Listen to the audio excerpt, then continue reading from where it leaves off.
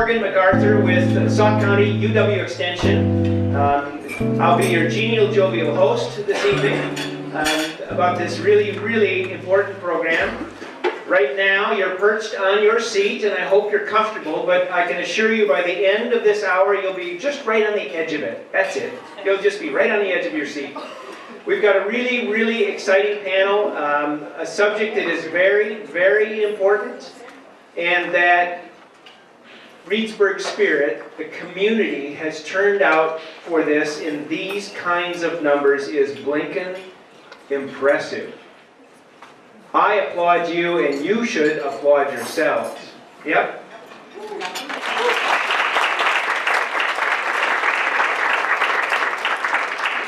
You responded in a really large way to our invitation to this conversation. And despite this weather, you know, they're talking about rain again. Can you believe it? And they say that the rain is coming as a result of a low pressure system. But we're sitting here, friends, because we're facing a high pressure system. There's a high pressure system that our kids are under. It's a high pressure world, higher than any of us could ever imagine. It's hyper connected and pressures and it's just very intense. And this drug deal is a big deal. I left Sauk County for a long time and circled back. And to my dismay, many years ago, I read in the Baraboo News Republic, they said Sauk County has a drug epidemic. And I thought, hang on, that can't be right. Baraboo is my little bubble of bliss. That can't be true. And then I participated in the Sauk County Institute of Leadership through UW Extension. And we kind of got a backstage look at some of the things that are going on in the county. And I said, whoa, hang on, this is a big deal. And so a few years later, here I am working with Sauk County UW Extension and tonight with you all. And it's a real privilege to be here. Our young people are the most vulnerable. They're developing physically and they're developing mentally and they're living in this hyper-connected world that's full of pressures and influences, key word there, the likes of which we can't imagine. And the predictable developmental things are there, right? All of that stuff with adolescence, it doesn't all have to do with braces. The need for peer approval, resisting authority as they probe the boundaries for their independence. And yet, as we had a conversation at the dinner table, and yet they still desperately need guidance and love. And the inherent risk-taking, thrill-seeking tendencies of adolescence. And you feed around the edges of that the allure of mind-altering substances and experimentation, and that's like a perfect storm. And frankly, there's cultural and societal laxity around drug use. Wisconsin has the dubious distinction, and I'll cite my reference here from the Center for Disease Control's Behavioral Risk Factor Surveillance System, and it determined that Wisconsin adults ranked either at the top or among the top three in 3 categories related to consuming alcohol. So Wisconsin's got a little problem, big problem. 10 of the 20 drunkest cities in America are in Wisconsin. And that citation comes from May 15, 2018 in USA Today. So cultural laxity around drug use, alcohol, nicotine, soon marijuana, and family units that are always under pressure. The pressure of family units, and that's a perfect environment for a storm. So that you're here tonight inspires me, and I hope that our panel inspires you. We're here for education and to provide inspiration.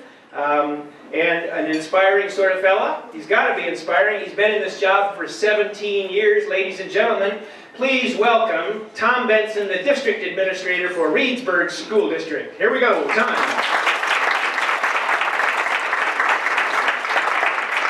Thank you very much. I'm really proud that our organization has had an opportunity to partner with these other groups to bring this information to our community. But way beyond that, I'm really proud of all of you. I have to echo exactly what was said just a couple of minutes ago. It's so exciting honestly, that so many of you are here tonight. I'm especially thrilled that many of the faces in the crowd are employees of the School District of Reedsburg. I'm proud of you for being here as well. So thank you for that. The really good news for all of you is that I'm not part of the program. You got about 25 more seconds to put up with me, but this is a community that I've come to know pretty well, and it's a community that really cares about kids.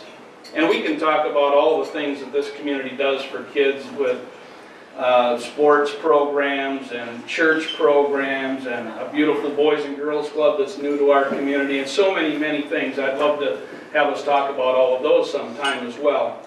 But this is really an important topic for us to have some conversation, some open, honest conversation about. And we've assembled the right people here to make that happen. And so, once again, thanks for being here tonight. Really proud of what's going to happen here tonight. So I'll turn it back to you. Thunderous applause, Reedsburg. We'll keep you on cue here, right? So I'm here because I don't want to be, and that's not going to function for me a little bit. Hello? There's an on-off. There's an on-off there. I got the green. Here we go now. Look at him go. Look at him go. All right. Let's just try it the other way. There we go. Look at that. You can figure that out. I'll do a little talking. I'm here because I don't want to be. That has nothing to do with having to wear a necktie. It has nothing to do with working after hours. It has everything to do. We're streaming this Facebook Live. Hello, ladies and gentlemen. Welcome to Reedsburg, Wisconsin. I'm a beaver. You're a beaver. We are beavers all. Let's get together and do the beaver call. That's right. Yeah, it's a throwback. I've had that rattling around in my head for a long time. Just had to get it out tonight. You know what I mean? So, look, I don't really want to be here, and I'll tell you why, and yet I do want to be here. It's because there was too much alcohol flowing through my home when I grew up, and later on, my dad died at an early age, at age 64, because he started smoking when he was a teenager. So nicotine use put him in the dirt sooner than he needed to be in the dirt. I have a first cousin that probably died of, and I say probably died of, an opioid overdose. He was my age. I say probably because these things are hidden little family secrets. You know, I connected the dots, and I thought, that's where that goes. Now, knowing what I know, so we're all going to be touched by this deal if we haven't been already. I have a high school classmate who was hit head-on by a drunk driver in 2008. Actually, she lives here in Reedsburg. Since that incident, she's had 23 surgeries, and she's had one leg amputated shorter and shorter 3 times. Absolutely tragic and beyond her control. And all of us are sharing the road with impaired drivers. So this is really important tonight, to me personally, and hopefully to you as well. Look, we have an all-star team assembled, and I will introduce all of them now.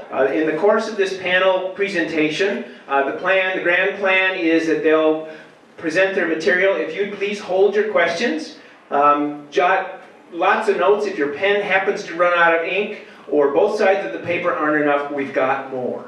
But hold your questions until the end, and then we'll rock and roll with the questions. So, to my immediate left and to your left here at the left end of the table, Dr. Drew Lakuta teaches human physiology at UW-Madison. He has a PhD in biochemistry. Sarah Jesse and I went down to Lodi and put eyeballs on this guy who he was presenting to a health class in Lodi. And we said, you know what? If he can swim, we'll get him to cross the river and come into Sauk County, and we'd love to have him present in Sauk County. He's very enthusiastic. He's got a little problem, and he says his problem is that he knows too much. But he will share a very powerful message with us tonight. I'm really glad you're here. Drew comes from Oregon, Wisconsin, so he drove all the way up tonight to be with us, and he'll drive all the way back. He's going to drive all the way to Oregon, Wisconsin. Tara Noy lives here in Reedsburg. She's a Reedsburg native. She is the South Central Wisconsin Tobacco-Free Coalition Coordinator. She graduated from UW La Crosse in 2015 with a degree in community health education. Previously worked as a volunteer coordinator for Habitat for Humanity for Sauk, Columbia, and Iowa counties. And today she coordinates tobacco-free efforts in Juneau, Adams, Sauk, and Richland counties, where she brings health, education, and resources to the rural communities. Sarah Jesse is the health educator and grant administrator for the Sauk County Health Department. She's the leader and facilitator for the Sauk County Partnership for Prevention and Recovery. She organizes Narcan training, the reversal agent for opioid overdose, for the entire county. She can lift heavy objects, like the resistance people feel to a very important message. She's an amazing lady, and she's the one that has organized tonight's event in conjunction with the planning group. And she has found the funds for feeding us, which is really unusual. Yeah. And at the far end is Summer Carl. She's packing heat, so don't give her any heckling, right? The first time I saw Summer, it was at an initial meeting for this partnership for prevention and recovery, and here's this good-looking gal with a big gun on her hip, and I thought, well, there you go. Just play nice. She is the Reedsburg Police Department School Liaison Officer. Reedsburg is the only with a big O, only school district in Sauk County to be running a drug abuse resistance education or DARE program. Summer is the instructor for that program, and off of the internet today I plucked a quote. And I know, don't be scared, be very scared, young lady. Of course I'm scared, you got a gun. And that quote is, at the end of the DARE program, kids write an essay, right? 10-week program, elementary school. 5th grade, yep.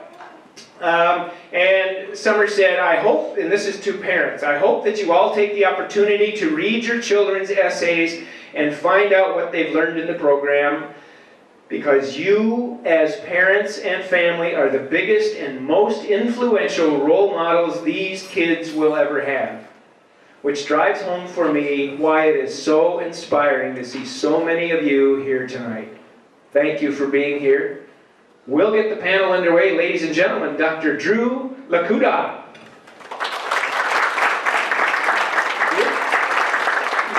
I kind of feel like the guy that had to follow Jimi Hendrix. What? I don't have any hair. All right. So, I was thinking about this particular evening, and it occurred to me, my parents, thinking, I know they had that moment long ago where they said, you just wait till you have kids. You just wait, you'll see. And I'm quite certain they had no idea, they had no way to imagine what it was going to be like to be a parent now. We are facing issues and problems and things that they could not have imagined that we were going to face. Parenting is especially hard right now. So what I want to do, what we want to do as the panel, we want to give you some information. We want to provide you with some means of talking with your kids, with your teenagers, about this really hard stuff. That's the main goal as we put it together. We have some questions that we're going to show. We're going to try to answer the questions. You should know that these first 3 that I'm going to try to give you information about, the source of these questions come, for years now, I've been talking to high school health classes across Madison and around Madison. And what we would do is we hit on the idea, they, especially teenagers, they have so many people talking at them that after a while you're just another voice, blah, blah, blah, and they tune out. We decided we'd rather talk with them. And one way to talk with them is to find out what do they want to know, what is on their minds. And so we solicit, the week before the health class, they submit questions over and over again. What do you want to know about drugs and alcohol? And these first 3 questions that I'm going to help you with are the 3 that come up, guaranteed, every semester, every year. These come up. So it tells us they're very important. So this first question, what's the most dangerous drug? And you got to know that hidden within this question, what they're asking is, what can I get away with? I understand drugs are bad, I get that. But the boundaries, where are the margins that I can play? That's really what they want to know. I'm here to tell you, to inform you, to help so you can inform them. In order to decide that a drug is the most dangerous drug, you're going to have to come up with criteria. And and particularly criteria for harm. This is very, very difficult. People have tried, groups, think tanks have tried to do this, and it's very contentious, to say the least. You have to think about direct harm, there it is, direct harm to the user. So, it's a little small for my thumb, I got big fingers. The direct harm, you're talking about the injury, you're talking about death, you're talking about addiction. Those are the things that they most commonly associate because it's to the individual that's consuming the drug or the alcohol. The thing that gets very difficult is this, the indirect harm. This is the harm that's done to the communities, the families, the societies. This is where it gets really hard to talk about. This is where it gets very hard to quantitate. Think about last fall. There was someplace in Wisconsin, I don't remember where, there was a report of an impaired driver struck people that were collecting trash on the side of the road. A mother was killed. A daughter that was a Girl Scout, part of this group, was killed. How do you quantitate that? How can you decide how much harm was done? That's definitively indirect harm. But how do you count that? It's very difficult. So what you do is you get them talking about harm, direct and indirect harm. And then one of the things that they oftentimes ignore is what is the most used drug. And there, that's talking about accessibility. How easy is it to get this drug, this alcohol? How much can I skirt the law to obtain this drug or the alcohol? Turns out, in the most recent attempt at doing this, alcohol turns out to be the most dangerous drug. And that's something that teenagers are not ready for. They're thinking the cocaine, the methamphetamine, the heroin, the opiates. Turns out when you add up all the harm and it's really the availability issue, turns out alcohol can be the most dangerous drug. But please, what do your kids think? Allow them to make an argument for cocaine, for heroin, for opiates because of the epidemics that's occurring. Allow them to think about that and make that argument. But in the end, one of the biggest problems we have is the most used. Alcohol turns out to be the most dangerous drug right now. I think, it is my opinion, that marijuana, we're heading the same way. Marijuana is going to become like alcohol for the same reasons.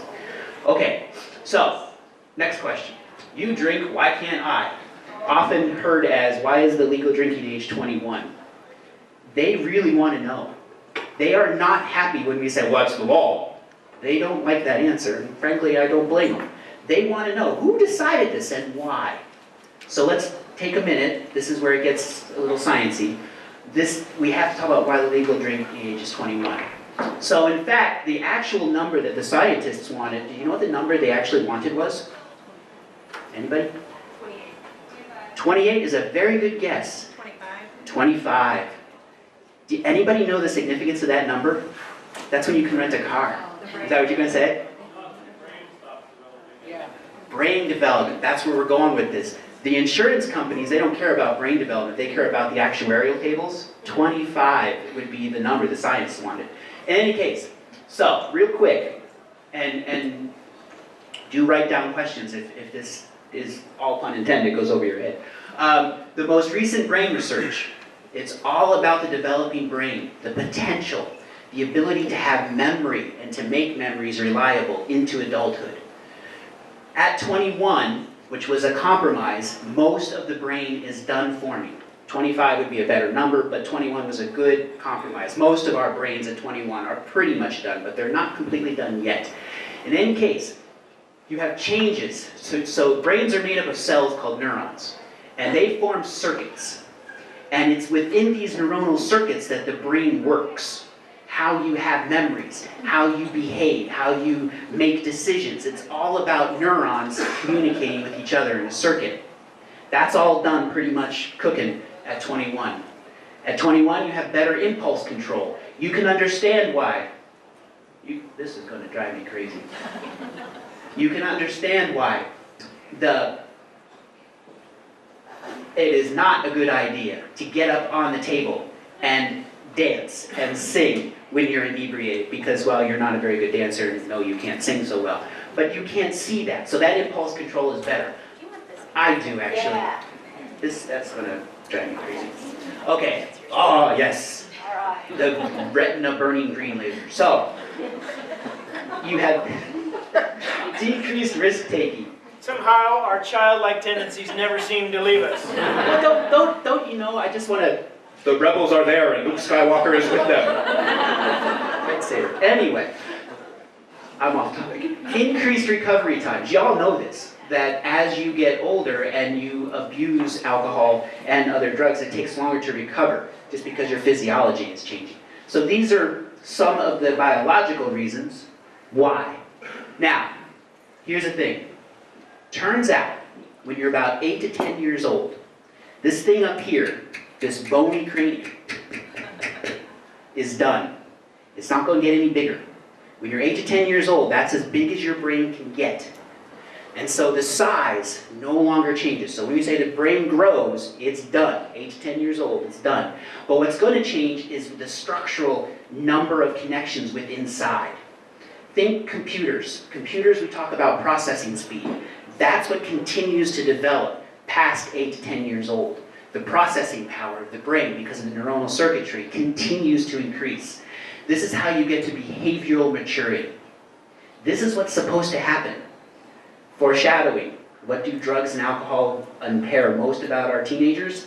This process. So, let me give you a little more detail. Think about, this would be an adult brain. So this is an adult brain, in particular the cerebral cortex, this outer part. In that cerebral cortex, that's where the gray cells are. Do you remember that when you were little, the old gray cells? That's where they are. And these brains, they're divided up into regions. So this frontal lobe, up near the forehead, that's where the true humanity comes out. Our ability to think abstractly, to make executive decisions about situations, that's the frontal lobe. Now the parietal lobe, more in the middle, that's where your somatic sensations, like itch. Think about this question. Can you tickle yourself? The ability to feel a tickle comes in the parietal lobe. The ability to determine whether you're going to laugh comes from the frontal lobe. That's an example of the connections that happens between the two. It's an interesting question why you can't tickle yourself. Anyway, back here at the back, occipital lobe, that's where visual information arrives and gets processed. Temporal lobe, underneath your ear, that's where auditory information arrives and gets processed. My point in telling you this is that there's always communication between the lobes, and it's the communication between the lobes that leads to your behavior, your humanity. So the connections are important. All right, if this is an adult brain, this is a young teenage brain. What we have here is, you'll notice right away, the structures that are colorized, they are down deeper. They are lower. It's called the lower brain. These colorized structures of the brain, they make up something called the limbic system. This is also known as the lizard brain, because it's a lower brain. Turns out, most of your life into your teenage years, this, not the frontal cortex, this is what's driving your behavior. This is what's driving your life, your physiology. This is exactly what you need to do as a teenager. You need to move from the lower lizard brain to the higher frontal cortex. That's what's supposed to happen developmentally. And in order for that to happen, connections between neuronal cells have to occur. So it's important to say why we think that the limbic system, the lizard brain, controls those early years of life. It is said that in this limbic brain, we have the main seats of learning and memory. You need to learn how to survive. You need to learn and make memory of how to go move out and leave your parents. Biologically, that's what our kids are supposed to do. They're supposed to leave us. And in order to do that, they have to learn how to survive and leave us. They're going to make memories, and that's all going to be in the limbic system. It's in the limbic system that they have emotions. Have you ever considered this question? And it might come up with your kids. Why do I feel happy? Why do I feel sad? What's the point of emotions? Why can't I just be happy all the time? Turns out you won't make a very good survival organism. You need to know what makes you happy. You need to know what makes you sad. These things are so very important for your survival. That's the limbic system, the lower brain. Appetites, literally, what you eat, what you like to eat, and how do you go about getting it. That's independence. And hormonal integration, which, yes, that is the sexual reproduction part, which is a whole nother night. In any case, what's supposed to happen is our kids into the teenage years, they're supposed to leave the lizard brain behind. They're supposed to go into a frontal cortex and become executive decision-making, behaviorally mature adults. That's what's supposed to happen. In order for that to happen, these connections that I'm speaking about, neurons, neuronal cells, need to make more connections with more neurons. And to this day, I've been a scientist for a long time, it still is astounding to me. We say neurons are connected with each other. But in fact, there's no touching. There's no physical touching. There's the daughter on the right, there is the son on the left driving down the road, they're in the car, there's no touching. No touching, don't make me come back there. They are not physically connected, and yet they're connected somehow. Turns out it's these gaps called synapses that release chemicals across these gaps. You may have heard of these chemicals. They're the neurotransmitters. Ever heard of serotonin, dopamine? These are the neurotransmitters, the chemicals that allow neurons to talk to neurons. And so when we talk about connections, we're talking about making more of these synapses, allowing more of these neurotransmitters to communicate with each other, cells with each other. So that's what's supposed to be happening as we go through the teenage years. The teen brain is going to increase some connections, it's going to decrease others that you don't need for survival. My point, bringing this home so that you're walking out the door with an important message. The alcohol, the drugs, they interfere with this process. This connection between the lizard brain and the frontal, the higher brain. And I am no longer the parent that when my son does something stupid, I strike the forehead and say, "Oh, what were you thinking?" I know what he was thinking, lizard brain. Now you do as well. But in any case, there you go. In any case, it's not so much the short-term alcohol and drug consumption, it's more the long-term, the abusive, the binge drinking for our teenagers. That's a big problem. Because it's kind of in their face, but it's the truth. How they self-identify is very powerful for us. If you say to this person, how do you self-identify? Are you an artist? Are you a musician? Are you an athlete? Are you an academic person? You like books? The truth is, teenager, if you are abusing the drugs and the alcohol, 16, 17, 18 years old, you can't be the athlete you want to be. You can't be the musician that you want to be. And again, that seems a bit harsh, but it's the truth. When you are consuming the drugs and the alcohol, teenager, you are not having the same brain structure as you would if you weren't connecting them, or consuming them. Do you see what I'm saying? Are you with me? Say yes. Yes. Well, that was reassuring. Okay, look. It's Reedsburg, dude, they get it. You and I need a tangible way to get this message across to the teenagers, one that they can fully appreciate. And it turns out we have one available to us now. This has come out in the past couple of years. This comes, I was sitting at a seminar, a psychiatry seminar, and they were talking about brain imaging. If you're not aware, it is simply amazing what they can do with brain imaging now. Particularly putting you in an MRI and looking at different parts of the brain simultaneously, making measurements. It is truly amazing. And what they're going to, did I remember? I think I have them right here. Perfect. Thank you. How can I help you? Can I help you? Actually, you can. Morgan will be Vanna. Okay, what you do is you get together groups of people, healthy, controlled people that are not abusing drugs or alcohol. You get the heavy drinkers that are not addicted. These could be the teenagers that abuse on the weekends or binge. You get people who are at different points of addiction, and you can also get recovery, people that are recovering addicts. You get them together, you put them in these MRI machines, and you say, okay, volunteer, thank you for being here. We're going to play a game. And the way this game works is on the screen, go ahead and show them the letter. If you see on the screen while you're laying in this MRI machine, you see a letter. What we want you to do is that pad off to the side, we want you to tap your finger. So you get trained. If you see a letter, you tap your finger. If the screen goes blank, no tap. Understand the game? Let's play it once. Letter. I heard that. Blank. I didn't hear that. They say, okay, volunteer, you're doing well. They do this for a little while. They say, okay, now, same game. Only now, if you see a letter on the screen that's circled, no tap. Think about the cognitive load this puts on a person. They've been trained to see a letter and make a decision and tap their finger. And now they have to say, ooh, it's circled. Oh, right, yes, frontal cortex. No, I'm not going to tap my finger. This puts a cognitive load on them. Thank you, Benna. So, they have you in the machine, you're playing this game, you're tapping along. What's really both amazing and kind of scary, this is a science fiction novel waiting to be written. They can measure multiple regions of your brain with brain activity in this MRI scanner.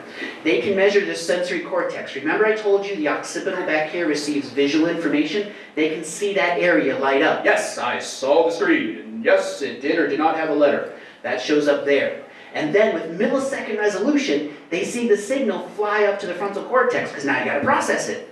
Was it a letter? Was it circled? That information is now being processed here. They can measure this. And then the decision whether or not to move the finger, that's the cerebellum. That's this weird looking structure down here that controls or is important for motor movement, motor programs like tapping your finger. Do you see how this works? This is amazing. They're collecting all this data while you're playing this game. What does it reveal? It is said, the technicians that do this day after day after day, you can bring them into a room, and on the table is data. Nothing more than brain data.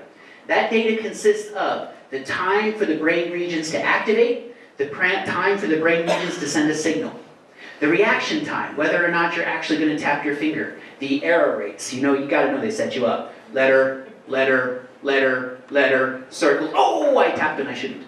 That's an error. That's an error rate, and they can measure that. That's the data they're looking at. It is said 90% accuracy. They can look at that table and say, ooh, that's an addicted brain. Ooh, that's a healthy brain. Ooh, now this brain's a little confusing. Is this a recovering addict? I'm not sure what to make sense of this one. They can identify you by looking at your brain data.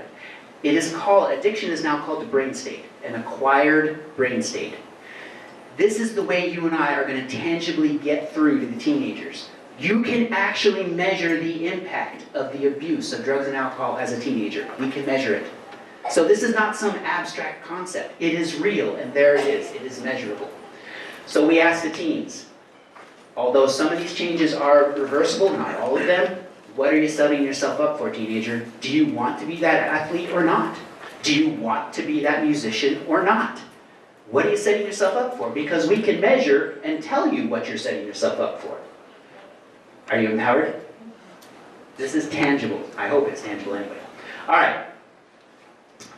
Sarah and I love this image.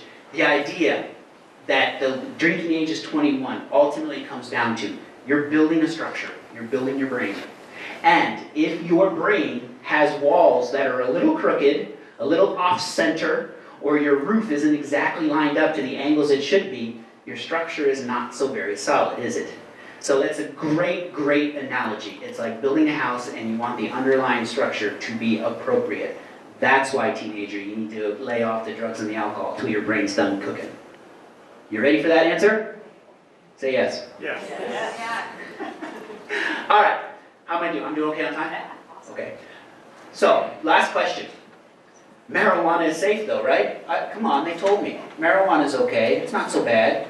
All right. They are lying. And this is sometimes after teaching for so many years, I'm really good at controlling myself and staying neutral. But sometimes when the teenagers say things like that, it becomes difficult because you're just like, no, they're lying. And I actually pushed one of the classes recently to talk about why these messages are coming through. And they hit on the idea accurately. It's economics, people. They don't give a lick about the health of our kids. It's the economics. I'm driving down the road a month ago. What do I hear on the radio? You can buy stock in an upcoming marijuana growth area. What the heck? What? No! People, this legalization of marijuana, yes, it will decriminalize it. But we are selling out the health of our kids. This is very, very troubling to me. And it's all about the economics. They don't give a lick about the health of our kids. Marijuana is not safe. Yes, it does harm them. It is a gateway.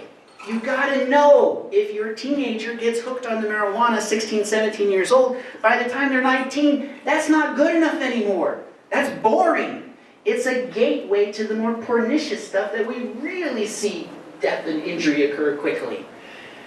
Habituation. Marijuana is so good at making you habituated to the point where people cannot function unless they first smoke that joint because they're habituated to it. Yeah, it's like our cup of coffee. You know, for me, I have to have my cup of coffee. It gets to the point where they cannot function normally without first getting high off the joint. And that comes from the rewiring of the brain. The brain wires itself to be dependent on the presence of the THC from the marijuana. It is just, oh. Yes, memory is impaired, and especially it builds up. The impairment to memory builds up. And you've got to know some of those characterizations of the people that have smoked marijuana for a very long time. They get to be 30, 40 years old, and there's that characteristic Hollywood depiction of them. It's kind of accurate, because they do have severely impaired memory and learning. Do not let them tell you that creativity, yes, it may harm my lungs, and yes, it may harm my memory. But you know what? I'm more creative. No, you're not. They always want to bring this up, and it's wrong. If ever they bring up and actually show you the citation that suggested this possibility, that is the singularly worst scientific study ever done. I'm pretty sure it was done by people that wanted you to buy the marijuana. No, your creativity is not. It is impaired. It is not left alone by the marijuana. Okay, finally for me. I really feel strongly about this. And your kids are going to bring this up, so you should be thinking about it. Medical marijuana, I am not opposed to.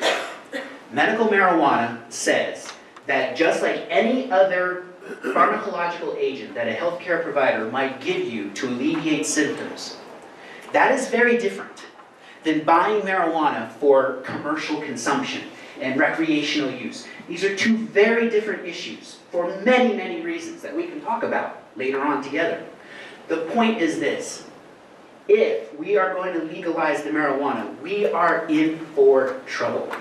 Marijuana is going to become our next alcohol, the most dangerous drug.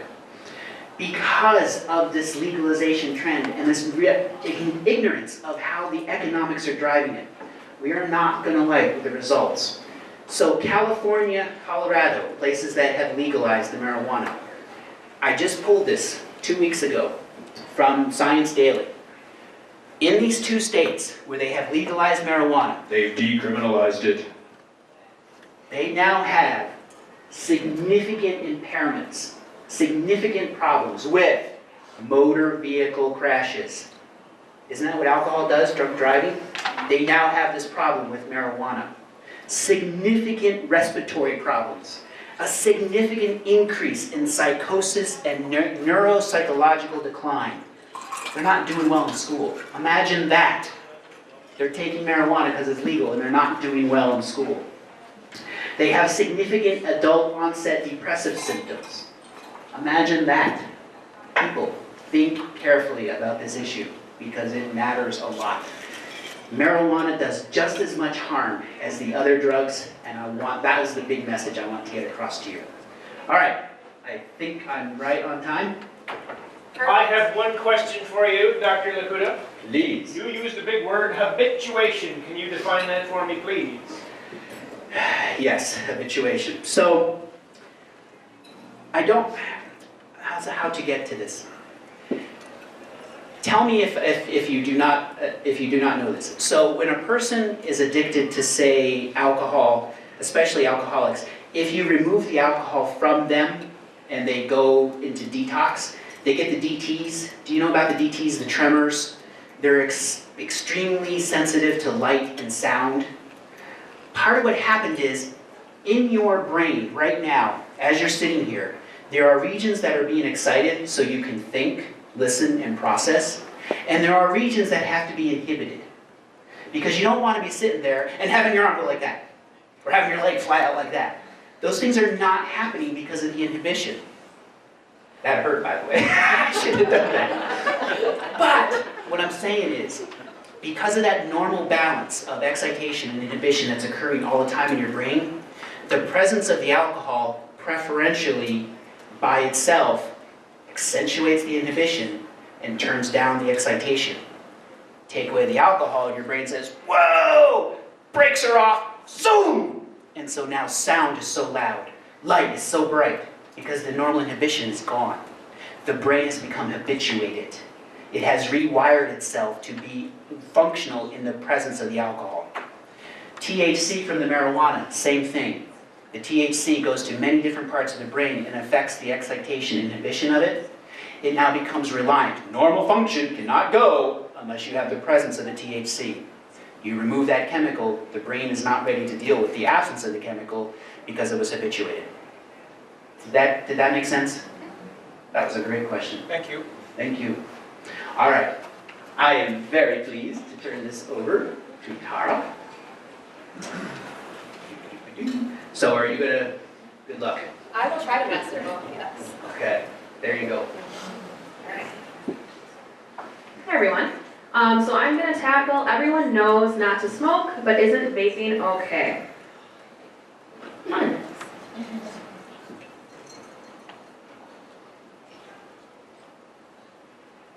Maybe I will. All right. So this is actually a poster from the FDA that your school's got. Because we know that the most common place to vape in schools is actually the bathrooms. So we have this nice catchy saying, strangely enough, some students come here to put crap into their bodies. Isn't that fun? Because we're putting a lot of the same cancer-causing chemicals that we already know are in cigarettes, we've known for decades, into our bodies, just in a fun vape pen. So, can I interrupt just a second? Yeah. And just define what vapes might be. Old people like me are not familiar with what vapes are. Yes. So we have a wide array because we don't make it easy. There's a ton of them. So you look at the bottom here, you have traditional, basically what started out around 2010 here, looked like a cigarette, great way to get away with smoke-free air law. And we progressed to the big old mod in the center, which will run you a lot of money. That's more of your experienced vapors, mostly adults. And then we go all the way to the end where you start seeing the biggest trends with kids. We have the Soren, which we have on a table in the back, and we have the Juul. The one thing they all have in common is that they have a few stuff in common. They have a cartridge. This is where you put your e-juice, which can be a wide variety of chemicals, flavors, different levels of nicotine. They all have an atomizing coil that heats up that e-juice.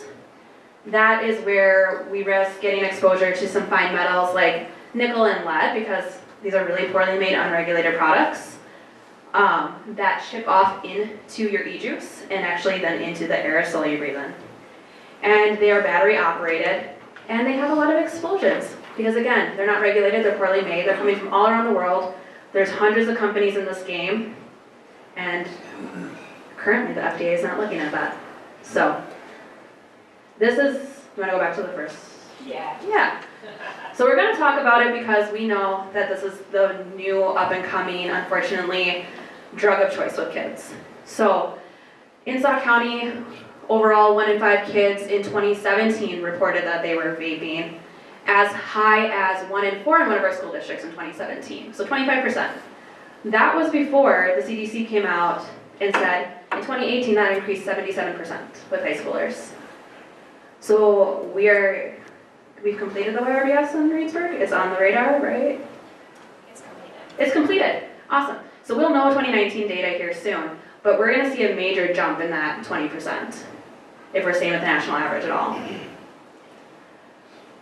So does everybody know what the Juul is? I guess we can start with that. Raise of hands. You've seen a Juul, know what it is? Okay. This seems to be the most popular. And I'm going to let Sarah model it because I can't hold a mic and display. It looks like a flash drive. Like walk around with Yeah, that? and you can hand it out, we can Yeah. pass it around. Show the Facebook Live people, so Yeah. Oh, right. there we go. Great. I just need my device back. I don't want to buy a new one. So, thank you. That would be a bad look that the tobacco coordinator's going into a vape shop buying gear. I've done it, but I'm not above it. So, it looks like a flash drive. It has a USB port charger. It plugs right into a computer. Or you can plug it right into any US port that plugs into a wall. It's got these beautiful colored pods that are very dainty and tiny and come in fun flavors like fruit medley, Cream, mint, all sorts of fun. Mango. And that one little pod has a pack of cigarettes worth of nicotine in it. You guys know how many cigarettes are in a pack? 20. That's a lot. So, in that one little pod, you have 20 cigarettes worth of nicotine. The reason if you look at it, you can see why this might appeal to youth. It fits in the palm of your hand. And it smells like whatever the flavor is. Gone are the days of smelling like a cigarette smoker when you're using this. You smell like preteen body mist. How fast is the pod? How fast can the pod be, Consumed? How fast can you ingest it? How fast can it be consumed? Perfect. So it can take anywhere from a day up to a week, depending on the use rate. But what is especially genius of the Juul company is that it has a chip in it that reads how your habit of drawing is. So like how long of a draw or a pull that you take out of that vape, it knows. And it wants to make sure you get enough nicotine because it's looking out for you. So it will regulate how much nicotine you're getting to make sure you're getting enough of a high with whatever type of draw you take. And it comes with a convenient price of $30. So you're saying they can take a pack of cigarettes in really fast? Yes, they can take it in extremely fast, just as fast as a pack-a-day smoker. And you can buy a 4-pack of pods for $15 at your local convenience store. So, a pack of cigarettes usually costs around $8, so 15 compared to $24, pretty big bang for your buck.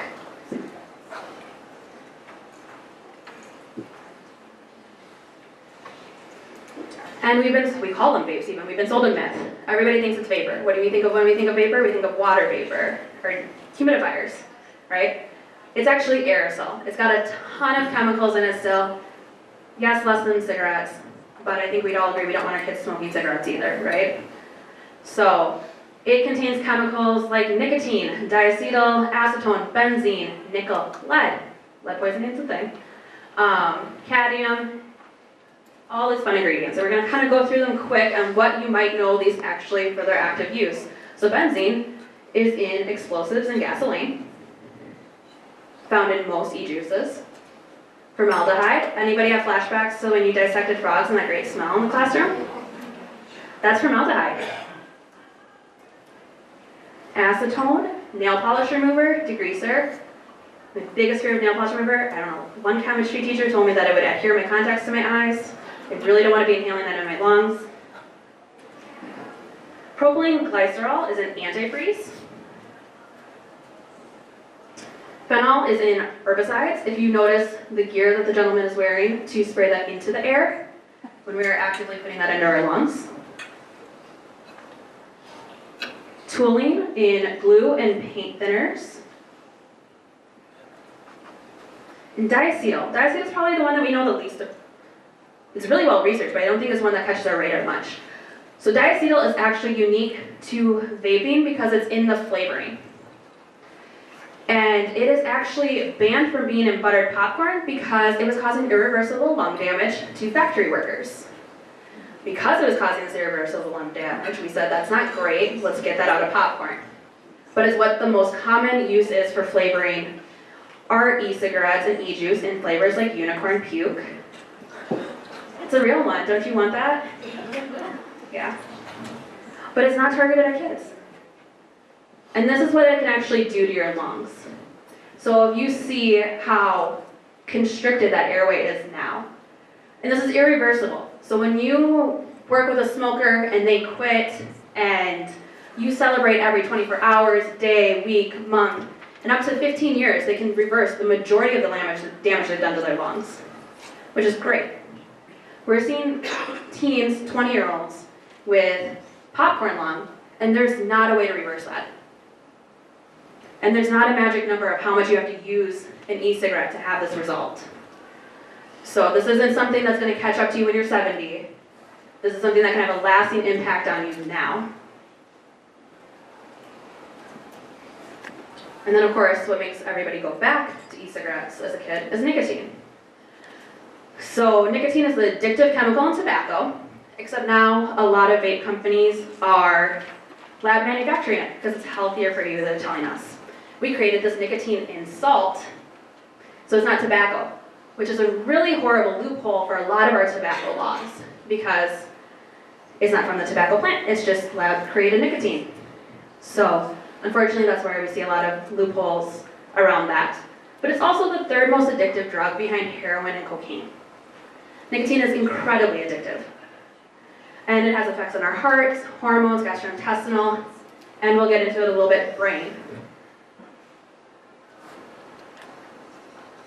So, e-cigarettes are not regulated at all by the FDA, and they can have a wide variety of nicotine levels.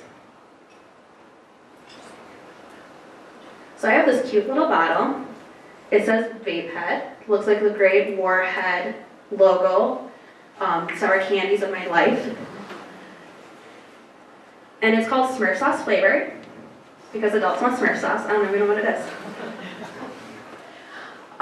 It has 25 grams of nicotine in that 30 milliliter bottle. Anybody a chemistry teacher or major out there? I have no idea what that means for potency. And I would assume most consumers don't. I have no idea. Unfortunately, the Juul, we know that it's a pack of cigarettes, it's consistent, they don't make a different level. But if you go into any vape shop and buy something at different potencies, we have no idea, the majority of us have no idea what we're actually consuming for a level, including kids. And then we're also buying into the fact that whoever created that, people who make a lot of money making addicts, is not lying to you. So that it's not a higher level. The issue with that in Wisconsin is it is totally legal for you to be under 18 and buy the Juul by itself. None of the pods. It is totally legal for you to walk into a shop and buy e-juice that says that it has 0% nicotine, underage. But who says there's no nicotine? Right? So, fun little fact. And this nicotine matters so much because, like Dr. Drew was talking about, this messes with the synapses. This messes with our brains fast when we're younger. So long-lasting effects that we know, we consume nicotine at young ages. We know it can lead to addiction, mood disorders, permanent lowering of mood behavior, impulse control, attention, difficulty learning.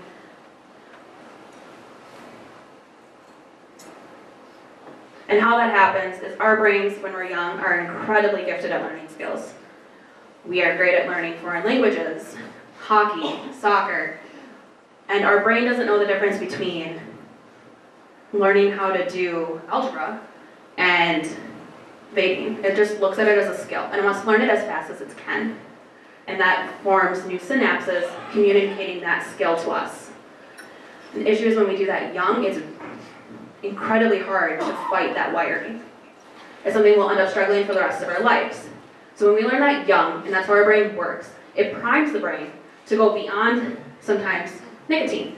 Sometimes we go beyond vaping, and then we go to cigarettes or other tobacco products. But it can also mean that we go to alcohol, marijuana, heroin.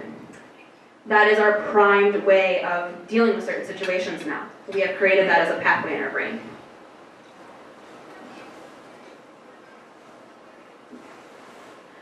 And that's the fact I was kind of talking about. We know that teens who vape are more likely to start smoking. We know that we're setting that up. So I love talking about vaping. We have vape products in the back, and I'll be around to answer questions both as a big group and afterwards as well, but I'm going to pass it off to Summer.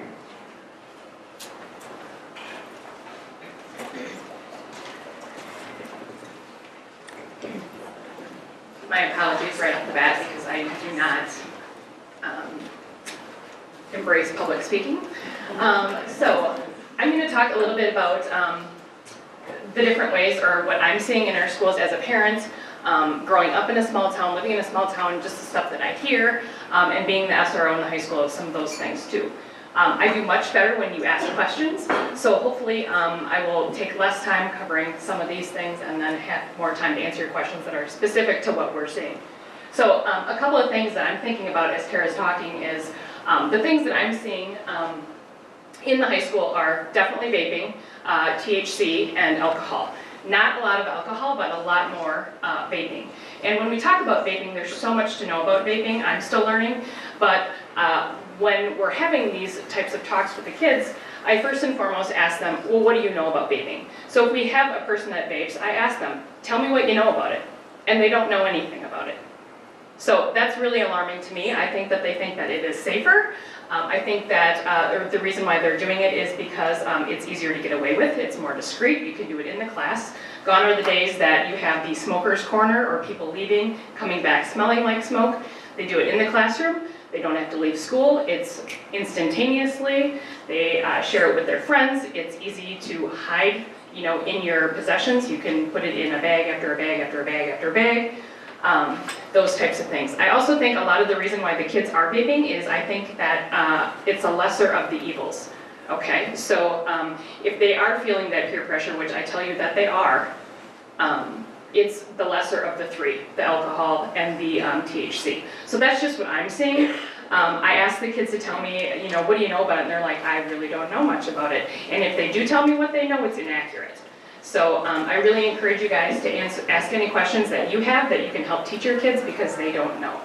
Also with the vape pens, legally there's some kind of twists in the law. So the jewels are exclusive to nicotine, so those have nicotine in them. Now some of the other devices you can use for just vape juice, 0% nicotine, you can use for actually having the nicotine vape juice with the percentage in it, or you can use marijuana. So I've had a couple arrests at the high school with a e-cigarette that tested positive for marijuana. Okay, we cannot test for nicotine. Okay, so I have no test for nicotine. If a student has a jewel, can I use that jewel? Yes. So for instance, I'm sorry, yes. So like Tara said, if I have this jewel, if I have a student that has this jewel on them, that is not illegal. It's a school violation, but it's not illegal because there is no nicotine in here. Kind of like a marijuana pipe. If you have a marijuana pipe on you, it's just a pipe. But if you have residue or anything in the pipe or traces of marijuana, then it's possession of a paraphernalia, of a drug paraphernalia. So unless this little pot is in there, this is legal for them to have. I don't let the kids know that though. Okay. All right, so how can I say no and still be accepted? Are you gonna run the clicker for me? All right, so, and I'm not a professional in any means, and the reason how I speak on this is just, I guess my being in the school and hearing kids talk, we've had as young as 5th graders caught with vape devices. We have had arrests in the middle school and the high school. My main concern, even though I am law enforcement, is to educate them. If any of you know me, I'm not a person to throw out tickets. If I have to, I will, but that is not my main method. But I think what really is happening is I think that this is a way for kids to fit in and feel like they're part of something. What I see is it's every kid. It's a police officer's kid, it's a doctor's kid, it's the people that don't have any money and are maybe living out of a van. It goes across the board. There is no demographic to this vaping. Okay, so it doesn't matter who you are or where you come from or what you do, it's happening. So I encourage you to keep that in the back of your mind when you talk to your kids. Peer pressure is real. I don't think peer pressure is the same as peer pressure used to be. And it's really hard.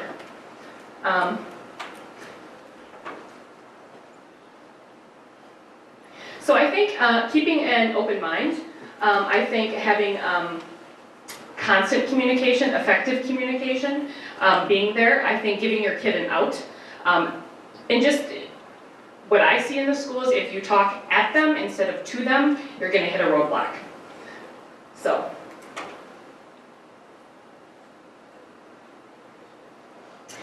these are some of the things that we teach in DARE. It's kind of funny because there's a lot of haters, I guess, for the DARE class, but a lot of people don't really know what DARE class is. It's changed a lot. So some of the things that are on this slide, which was not prepared by me, are the same tools that we use in DARE class. So some of the things, it sounds easy, and I tell the kids that not everything is going to work. Maybe one thing won't work one time, it might work differently a different time, it might work in conjunction with something else, but there's always a way. And we need to empower our kids to tell them that they need to communicate it confidently. So that is the key. You need to communicate it confidently. All right, so what do? What does that look like? You just tell them no. You look them in the eye. Is that gonna work? Maybe, it might not.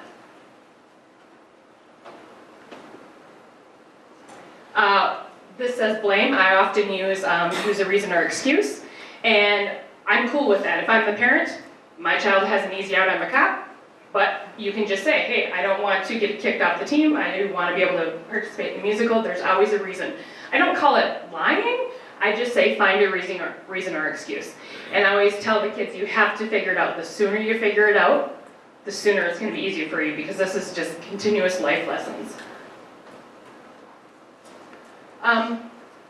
Often think about the negative consequences, think about what could happen. I know kids are impulsive with the whole brain thing, they don't really think about that. But these are some things that we offer to them. One of the positive consequences that a lot of people don't know about is we have a Quick 50 program. So these are for any alcohol, drug, there's some other things that qualify for this, but if there is information that a student has about drugs or alcohol in the school and there's an arrest made, they make $50. So I like to get that out there and tell the kids, here's a positive consequence. I always hear I don't want to be a snitch, but really you're looking out for yourself because everybody is looking out for themselves. Nobody's looking out for the other person. So that kind of goes with, blaming it or using a reason or excuse, but think about the positive things too.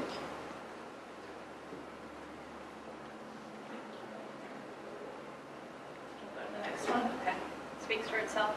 Yeah. Another thing we talk about is changing the subject. It sounds kind of simplistic, but it actually really works. Change the subject. We also talk about strength in numbers, so hang around with people that don't do it. I know it's hard in a group when there's somebody doing it and you just want to duck out, but it does work. Hang out with people that don't. I can't imagine that you have a freshman girl that would look somebody in the eye and say, no, I'm not going to do that because this is why I'm not going to do it, and give them all the facts. But one of these strategies, if you continually tell them, give them excuses, ask your children to come to you, maybe tell them that they're not going to get in trouble with you specifically if they keep that open, but to come to you as a resource to help them work through these things. Because we can talk and they can listen, or we can listen and they can talk at home, but when they're in the middle of that situation, that all goes out the window. So as much information as you can give them, I think is going to be the best strategy as parents to try to get these kids to make the best decision. What we're doing for education is, I know that Mr. Williams and Mr. Rath in the high school and the middle school are teaching some of this vaping stuff. I think a lot of people hear about it, but a lot of people don't know about it. That's why I would say a lot of you are here. The kids don't even know, so they're going to be doing these presentations in the class. The other SRO, Sammy Middlestead, is also going to be doing this for the Pineview kids as well, in addition to there, and then the 6th graders. So we have this information that we're going to put this out there. The health department has a cart with all of the things that you had seen. So that's kind of a hands-on thing for the kids to kind of, visualize and see, like, oh my gosh. I always tell the DARE kids, like, 200 chemicals in cigarettes, right? I can't even think of 200 chemicals, and I love to clean. So I can't imagine that you're going to find, when they're going to see these things, it might change their mind a little bit about it. All right, that's it. You did it. Yeah, I did it. I talked in the past. Hi everyone, I'm Sarah Jesse, and I have the honor of bringing us home tonight. So I'm the last speaker you'll see up here. You're an incredible audience. Thank you so much for your attention so far. My section of the presentation is what you all can do as parents to prevent youth drug use from boiling over to a more serious problem in your home and in the community. So like a few of our presenters have said already, as a parent, you are the #1 influence on your child. I know this can be hard to believe if you have a teenager in the house. You might really think that they don't care what you think and what you do and what you say, but they really do. It's their job, as Drew was sharing with us, to detach from you. So they have to pretend like they don't care. But you are their #1 influence, and this is backed up by research, which I'll share in just a moment. So what can you do to be the best influence in their life? Here are some tips for you. Number one, get the facts. You're all here tonight, so I'm preaching to the choir. But learn about what's happening in our community, in the county, different ways that you can go about finding out what teens are using these days is go online. I recommend this site by NIDA. It's NIDA for teen, so it's at a really good teen reading level. And it will talk about all the different drug categories and what effect those drugs have on the brain, on the body, what are some negative consequences from using those drugs. I do want to caution you, as has already been shared tonight, when you are just searching the web for information about drugs, you're going to find a lot from different drug industries. Like when I was looking for really great public service announcements on vaping, when Tara and I were going out to talk to youth, I found so many ads that were very professionally done by the vaping industry saying outlandish things like nicotine is not addictive. Like, who did this? You know, so look at who is putting out the information, because it looked very public healthy, and I'm a public health person, so I was like, this looks professional, this looks good. No, it was a 10-minute, YouTube video about how it's a myth that nicotine is addictive. And we know it's the third most addictive chemical in the world. So yeah, just look at your sites really carefully. We do have a Sauk County pop quiz on drug use. It's out there in the hallway, it's kind of green, it has answers in the back. I think it's a great way, hopefully a little fun, for you to test your knowledge of what's happening in our county. And also you could take that pop quiz with your teen and then discuss the answers. Like maybe they know more about drug use in our county and maybe you know more, but you all learn something together that could be a good conversation starter. A lot of you subscribe to the e-news that we have for our Sauk County Partnership for Prevention and Recovery. That's a great way to find out about trainings that are happening, events that are happening in the community like this one, and also just keep in touch with what's happening in terms of our efforts to address our drug epidemic. And definitely ask all of us questions, even after tonight. We are free to help you to find the information that you need, because even though you might have a ton of information, you're not going to always know everything, and it's really okay to say that you don't know. I was at a presentation last year from a local psychologist who said, when you're dealing with mental health issues, when you're dealing with substance use, it can be super overwhelming when that's in your house and it's your child, right? And if it comes up and it's a tough conversation and you really don't know what to do, it's okay. And for me, that really made me relax. Like in a situation, I could always tell myself, it's okay not to know. We think we should know everything as parents. And it's really okay and empowering to say, I don't know. And maybe you just say that to yourself. This is overwhelming. This is really difficult. I don't know how to respond right now. I'm going to get help and figure this out, or I'm going to take some time to look into this. So when you're talking to your youth, and a lot of this has already been covered, just a few tips on that. It's not a once and done topic, that you can have this one big conversation about drugs and then you never have to talk about it again. It is going to need to come up several times, especially as your youth grows. Try to find a natural opportunity to talk about this, and unfortunately in our very I would say drug-drenched society, it's really easy, like you come across someone who's drunk, and that's a great time to talk about it. Something happens at school, something's on the news or the radio or a song. Like there can be natural moments when you can talk about drug use with your child. Try to choose a good time, not when you have enough time to relax into it. You're not in a rush and they're in a good mood. If you can find those times. Try to use a neutral or positive tone. Try not to be argumentative with them. Show interest and understanding. If you know the tools of active listening, where you listen to what someone says, you make those noises, yep, yeah, and you don't say anything until they're done, and then you paraphrase what they've said back to them. So I think what you're saying is, and you put it in your own words, and they feel really understood then. They feel like, wow, you're listening to me. You're not trying to teach me. You're not trying to change me. You're just hearing what I'm saying. And then if it goes south, if it just goes down the tubes, the conversation, which we all know can happen, don't worry about it. Just let it go and just bring it up again another time. You'll have plenty of opportunities to do that. One way to have these conversations with your kids is in the car. then it might be less confrontational for both of you. There's no eye contact, they're sitting next to you, they're sitting in the back seat, so it's the dashboard conversations that you can have with your kid, and it just might take the pressure off that they don't have to look you in the eye and have this conversation. Another great thing about driving, I know we can feel like we're a taxi service, right, as parents, but offer to drive, because then you get to listen to what the conversation is in the backseat, and you can learn all kinds of things about what's happening. And then, once you're comfortable and they're comfortable with your presence, you could throw out some questions for them. And it's just a really great way to get to know your kids' friends and get to know their parents when you drop them off or pick them up, try to go in and meet them. It would really be helpful then if you can call them later, say, Tommy says that he's going to your house for a sleepover. Is he there? Has he arrived? Just checking, those sorts of conversations that we all need to have. So monitor your kids' activities and their social media. Make sure they don't spend too much unsupervised time with peers if you can.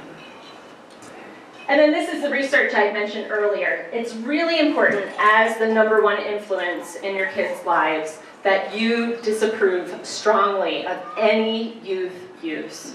It's super important, and research backs this up. Kids that believe that their parents disapprove of drug use are less likely to use. So it really makes an impact. If you disapprove, they won't use as much. So how do you disapprove? Of course, by saying no alcohol for you, you're not 21, right? That's one way you could do it. Support that minimum legal drinking age. Don't host underage drinking parties. Now I know it can be tempting, prom season, graduation time. Some parents think, oh, I'll just take all the car keys, I won't let anyone drive, and they'll all be safe. Well, as you've seen tonight, that's not enough. It's affecting their brains. It's affecting their development, and it's sending them a message that you approve of youth drug use. And that message really carries weight. So never host an underage drinking party. And you should know too, this is a new law in Wisconsin. It passed in 2017. So all over Wisconsin, it is now illegal for an adult to provide a location for underage drinking. So even if you don't provide the alcohol, you can still be fined $500 for providing a location. And maybe that location is your home, or a hotel room you rent, or a boat party, or a cabin, anything like that. If that location is under your control, you need to take steps to make sure alcohol is not being consumed by youth on those premises. So our law enforcement is going to enforce this law. They've shared that, and they are enforcing it, I should say. Also know that you can be held liable if there are any accidents, injuries, damage on property that you own and control, and this is not covered by your homeowner's insurance. So that could potentially be crippling. So take the parent pledge, God, say that 5 times fast. I have to find a new way to say that. Parent pledge that you won't provide a location for underage drinking. This is a campaign that we're getting started, hopefully this spring. Not in my house, we'll have some yard signs up. We hope to get it out next month in time for prom and graduation season, so stay tuned for that. Definitely in your home, have clear rules and consequences for violations of your rules and for your drug policy. And then you can restrict access to drugs. These are all things that you can do that we can help you with at the health department. If you have a garage beer fridge, I know I have a fridge in my garage that has beer in it. And my garage is often open. I'm not going to tell you my address. But a lot of us have that in Wisconsin, and kids know that. And so they go garaging, right? They go from one house to the next, and they steal a few beers. And who's going to notice if a few beers are gone? I'm not going to notice. So if you have that well-stocked, especially garage fridge, and it has beer in it, do lock it up. You can also lock your liquor cabinet. So we have these locks that are available for you all. They come in black and white, and they have that padlock in the middle, and they're out on the table there for the health department. That was the first table where you checked in. And then in terms of prescription drugs, if you have any controlled prescription controlled prescription medications in your home. So these would be the most popularly abused prescription drugs are, of course, painkillers, your opioids, Percocet, Vicodin, those sorts of things. Also, any anti-anxiety drugs, any sleep medication, sleep-inducing drugs, and ADHD medication. Some people might be surprised that that is abused by our youth in Sauk County at the same level as opioids. So people are taking their friend's ADD medication because it's a stimulant. So if you have any of those drugs, we really encourage you to lock them up. We have free lock bags, we have free lock boxes of various sizes that we can give you. And then once you don't need medication anymore in your home, please dispose of it. We have a magnet out on the table that advertises all the locations in Sauk County where you can drop off your prescription drugs. It's basically all of our law enforcement agencies have a collection site there. So yeah, contact us with any of those ways that you can restrict access to drugs.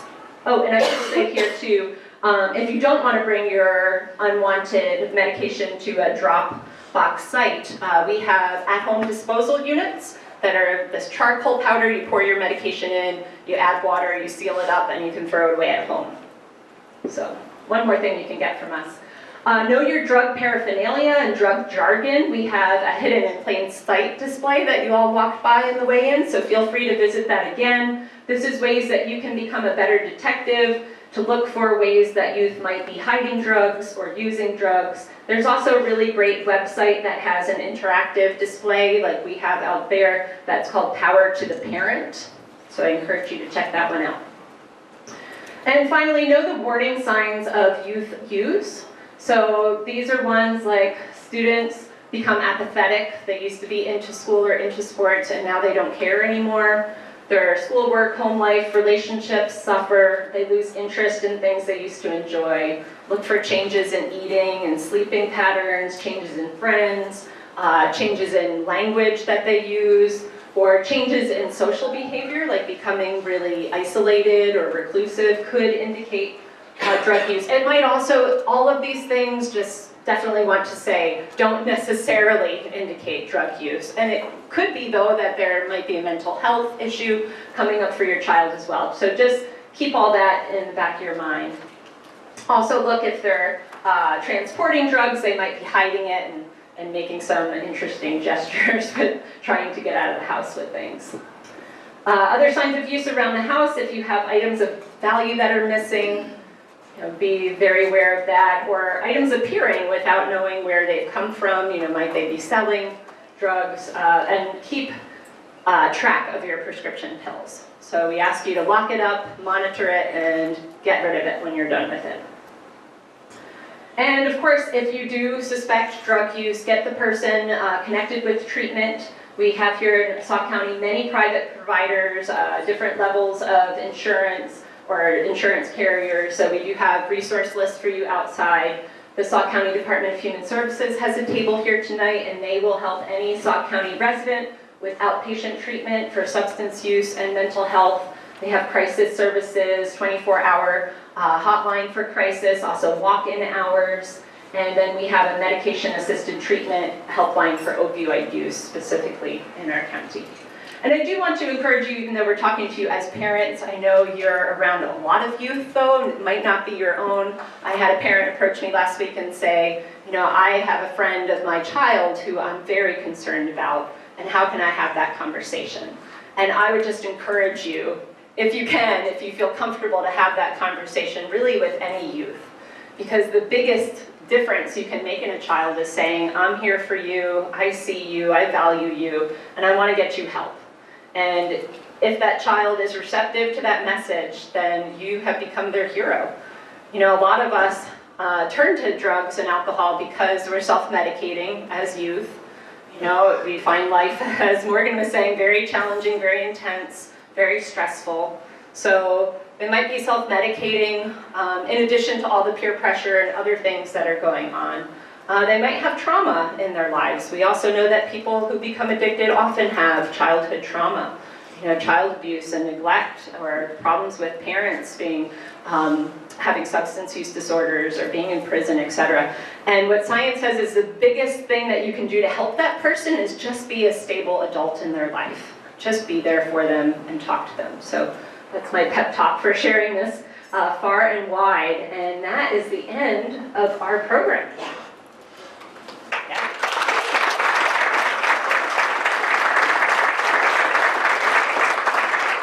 So as Sarah closed off, it's so important to be there, and that's yet another great reason to applaud you all, to look at the number of people that came out tonight, because you are a community, and that's just inspiring. Now, we've got time for questions. Feel free to depart. There's one, she's slipping out. She just slipped out the door. Okay. You think you're getting away. We saw you go. So feel free to leave. Of course. That's right. Under the cloak of darkness.